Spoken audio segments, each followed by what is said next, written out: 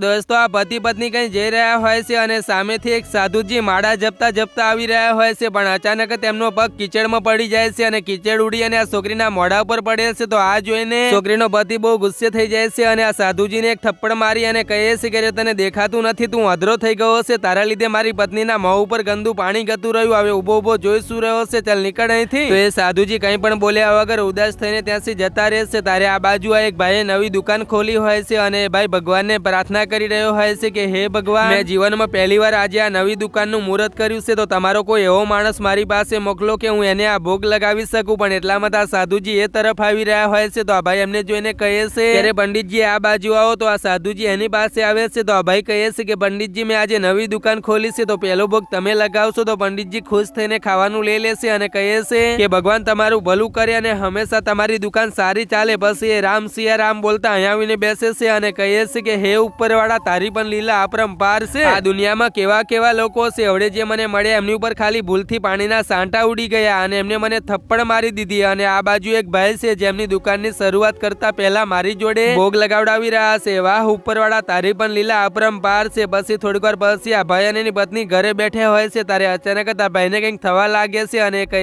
છે કે સુમન, મને શ્વાસ લેવામાં બહુ તકલીફ પડી રહી છે. તો એની પત્ની પણ બહુ ગભરાઈ જાય છે અને કહે છે કે રુસ્તમ, તમને શું થઈ રહ્યું છે, તમે શ્વાસ લેવાની કોશિશ કરો. પણ અચાનક તેનો પતિ આ દુનિયા છોડી દેશે. તો પત્ની બહુ રોવા લાગે છે કે રુસ્તમ, તમે આંખો ખોલો, અચાનક તમને શું થઈ ગયું. પણ હવે તો આગળ જે થયું એ તમે જરૂર જોઈને જાજો. પણ એ જોતા પહેલા હે અંબે માતા, જે પણ કોઈ આજે આ વિડીયો પર એક લાઈક કરીને ચેનલને સબસ્ક્રાઇબ કરીને ઘરમાં કોઈ દિવસ ધનની કમી ના રહેવા દેતા અને કોમેન્ટની અંદર જય માતાજી જરૂર લખી દેજો. પછી થોડાક ટાઈમ પછી આ છોકરી વિધવા થઈ અને એ સાધુને પાછી મળે છે અને એ સાધુને બધી વાત બતાવે છે. તો એ સાધુ કહે છે કે હું ઉપરવાળાને પલ પલ યાદ કરું છું, તો એને પણ મારા પ્રતિ કેટલો પ્રેમ હશે. અને જ્યારે એને ખબર પડી હશે કે એના માણસ સાથે આવો દુર્વ્યવહાર થયો હશે, તો શાયદ એને તા લીલા રચી દીધી હશે. તો ક્યારેય પણ કોઈ સાધુ કે સંતનું અપમાન ના કરવું જોઈએ.